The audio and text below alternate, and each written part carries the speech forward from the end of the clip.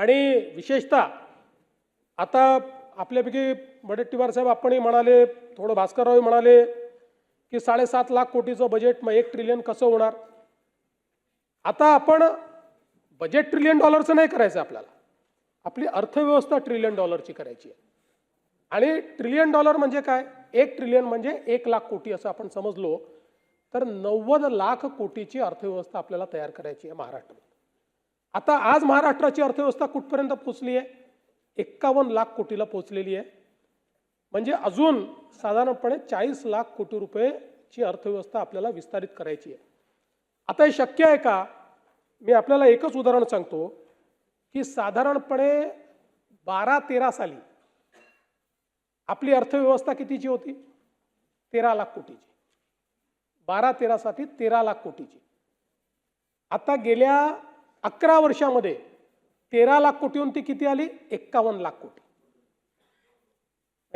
जवळपास 3 पट आपली अर्थव्यवस्था 10 वर्षामध्ये आपण नेली आहे, 3 पट 10 वर्षामध्ये. आणि म्हणून आपण जेव्हा $1 ट्रिलियन इकॉनॉमी म्हणतो त्यावेळी आपण ऑलरेडी 660 बिलियन पार केले आहे. आणि महाराष्ट्र एकमेव राज्य आहे की ज्या राज्याने 500 बिलियन पार करून आता 660 बिलियनवर आपण पोहोचलो आहोत. प्रभूसाहेब, तुम्ही काल 500 बिलियनवर अडकला होतात, नाही 660 बिलियनवर आपण पोहोचलेलो आहोत. आणि इतर कुठलंही राज्य आज अर्थव्यवस्थेच्या साईजमध्ये आपल्या बरोबरीत नाही. $1 ट्रिलियन घोषणा 7 राज्यांनी केली आहे की आम्ही $1 ट्रिलियन इकॉनॉमी करू, पण कुठलंही राज्य ½ ट्रिलियनला देखील पोहोचलेलं नाही. आपण ½ ट्रिलियन पार करून पुढे गेलेलो आहोत. आणि म्हणून मला विश्वास आहे, बघा असं आहे की समजा जर पुढच्या 4 ते 5 वर्षामध्ये दुष्काळी वर्ष आलं नाही तर आपण $1 ट्रिलियन इकॉनॉमी होऊ.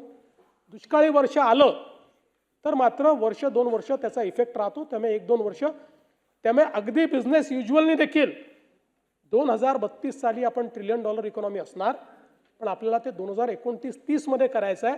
आणि त्या दृष्टीनं परत जगामध्ये आपल्या माहितीकरता सांगतो की जर आपण $1 ट्रिलियन इकॉनॉमी झालो तर आपण जगातली 13वी किंवा 14वी इकॉनॉमी होऊ, अर्थव्यवस्था होऊ.